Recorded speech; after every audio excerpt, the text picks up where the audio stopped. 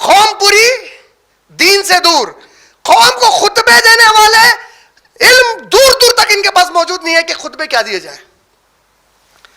ایسی امت, ٹھنڈے دل سے سوچو, آپ کروڑ ہار روپیہ دے کر آپ کسی کا دل خرید نہیں سکتے. آپ وقت خرید لیں اس کا, ہو سکتا ہے کچھ وقت نکال کے آپ 1 کروڑ دیں تو آپ کے پاس آ جائے. دل کیسا خریدتے اس کا؟ ہر جمعہ کو 130 کروڑ مسلمان دنیا کے ہر کونے میں مسجدوں میں خود سے تیار ہو کر جا رہے ہیں, اور ان کو نصیحت کرنے والوں کی نصیحتیں کیسی ہیں؟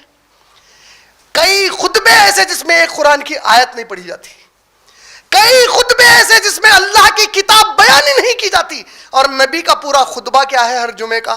صحیح مسلم والیوم 2 حدیث نمبر 2005 اور سنن النسائی حدیث نمبر 1579 والیوم نمبر 2. فَإِنَّ خَيْرَ الْحَدِيثِ کتاب اللہ. ہر جمعے کا خطبہ ہے میرے نبی کا. سب سے بہترین بات اللہ کی کتاب ہے, اللہ کا ذکر ہے. اللہ کا ذکر کتنا عظیم ہے آپ جانتے ہیں؟ جب اللہ تعالیٰ نے کہا سورہ عنکبوت کی آیت نمبر 45 میں اتلو ما اوحی الیک من الکتاب, اے میرے نبی تلاوت کیجئے ان لوگوں کے سامنے جو کتاب ہم نے آپ پر نازل کی ہے, اور نماز کو قائم کریے. ان الصلاۃ تنہا عن الفحشاء والمنکر, بے شک نماز بے حیائی اور فحش کاموں سے, گناہ کے کاموں سے رکا دیتی ہے تم کو. ولا ذکر اللہ اکبر, لیکن اللہ کا ذکر بہت بڑی چیز ہے. اللہ کا ذکر کا مطلب کیا ہے؟ آپ سوچئے اگر ہر جمعہ خطیب تیاری کر کے آئے, ہر مسجد کا خطیب ایک ہی ٹاپک پورے چن لیے کہ ہم ہر جمعہ اللہ کی ایک صفت پر لوگوں کو تعارف دیں گے مسلمانوں کو. 99 جمعے خالی اللہ کی ایک صفت پر نکل جاتے ہیں.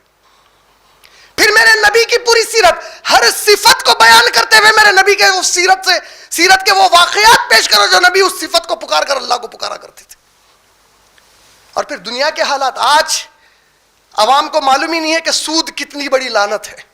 بجائے سود کے اوپر بیانات کرنے کے ایک جملہ بول دیے, اچھا اس کے اندر بھی ان کی حیا اور شرم کی حدیں تھی.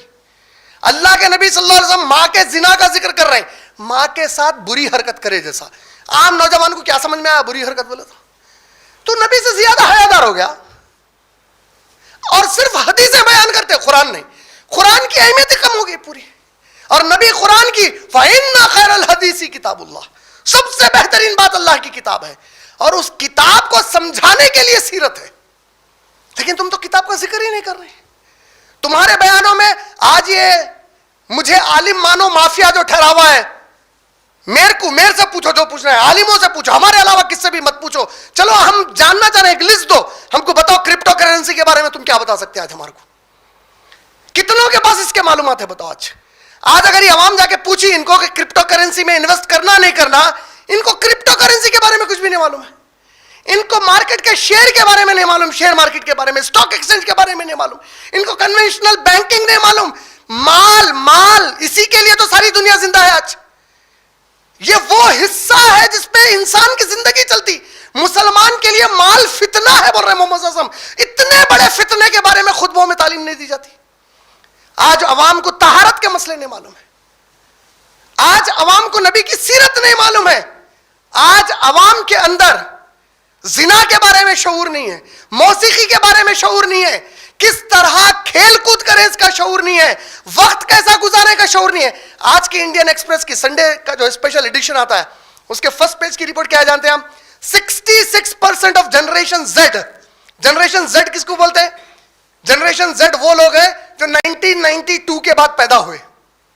جنریشن زیڈ یعنی پوری ینگسٹرز 92 کے بعد پیدا ہونے والے. 66% لوگ فون صرف اپنا وقت گنوانے کے لیے, اپنا وقت خرچہ کرنے کے لیے استعمال کرتے.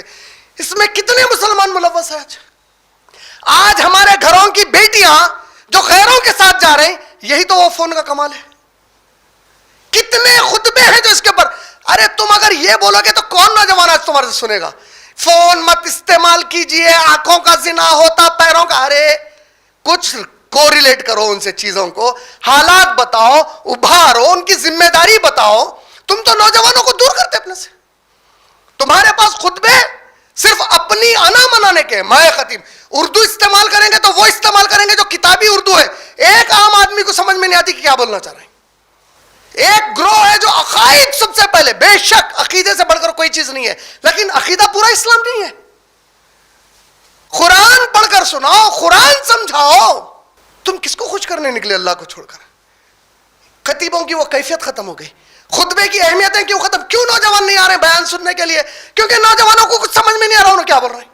نوجوانوں کو معلوم ہی نہیں کہ بھائی اگر تم کسی کو ٹھہرا کے نوجوانوں کی جو پوری اتنی بڑی جمگھٹے کو مسجد میں اتنے بڑے لوگوں کو ٹھہرا کر کسی کا واقعہ سنا رہے، پتا نہیں وہ صحیح ہے غلط ہے، کوئی جانتا ان کو کوئی نہیں جانتا، کوئی کتابیں پڑھ کے آگے اب سناتے چلے جا رہے، تم ان کے بارے میں بہت تعریفیں کرے، بھائی اللہ ان کو اس سے بڑا مقام عطا کرے، لیکن اس سے میری زندگی کو کیا ہو رہا؟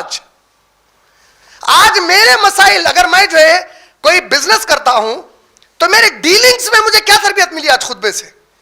مجھے کہاں بتایا گیا یہ حلال ہے یہ حرام ہے؟ کتنے ایسے بزنس والے ہیں جس کو یہ نہیں معلوم کہ شرعی حکم ہے ان کے لیے، اگر کوئی مسلمان بزنس کا ایگریمنٹ کر رہا، ایگریمنٹ کے اندر زکوٰۃ کے پیسے کا ذکر کرنا فرض ہے اس کے اوپر. اگر اتنا مال میرے پاس آ جائے تو اس کی کنڈیشنز ہے. کون ہے آج مسلمان جس کو معلوم بھی نہیں ہے اس کے بارے میں؟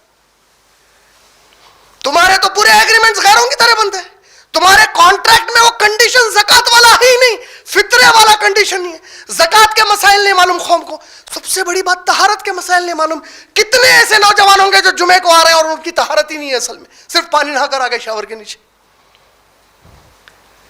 نتیجہ کیا ہوا؟ جب میرے نبی کی وہ تڑپ باقی نہیں رہی تو اللہ تعالیٰ خطیبوں کے جو عزت اور احترام اور محبت قوم کے دل میں ہونا چاہیے کہ ان کے بیانوں سے، ان کے نصیحتوں سے قوم ایک اٹھ کر آئے اسلام کے لیے، ان کے لیے وہ محبتیں ختم ہو گئی اور قوم کے دماغ میں بیٹھ گیا کہ خطیب بننے کا مطلب یہ ہے کہ انہوں یا تو یتیم ہے یا یسیر ہے یا بہت غریب ہے، ان کے گھر میں پیسہ نہیں تھا تو ان کے ماں باپ ان کو خطیب بنا دیا، حافظ قرآن بنا دیا، عالم فاضل بنا دیا.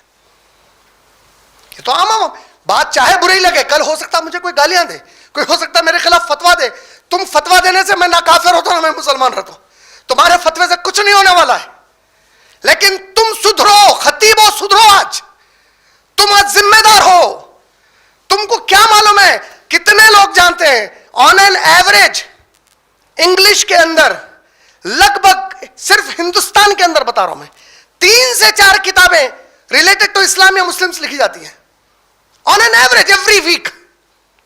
16 اپریل 1979 کی ٹائمز میگزین کی رپورٹ، 60,000 کتابیں 1800 سے 1950 کے بیچ میں مسلمانوں کے خلاف، اسلام کے خلاف لکھی گئی، نبی صلی اللہ علیہ وسلم کی شان میں گستاخی کے ساتھ لکھی گئی. 60,000 کتابیں 150 سال میں، 1800 سے 1950. کس کی رپورٹ ہے؟ ٹائمز میگزین، 16 اپریل 1979 کی.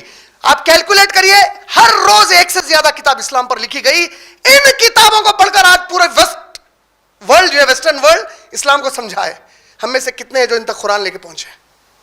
ہم میں سے کتنے ہیں جو ہمارے اپنے اس ملک میں ہم ہمارے غیر مسلم بھائیوں کو اسلام کا صحیح تعارف دے سکے، ان کو سمجھا سکیں کہ آپ جیسا سمجھ رہے ہیں اسلام ویسا نہیں ہے؟ کس کو پڑی ہوئی؟ ہمارے گھروں کی تربیت دیکھ لو.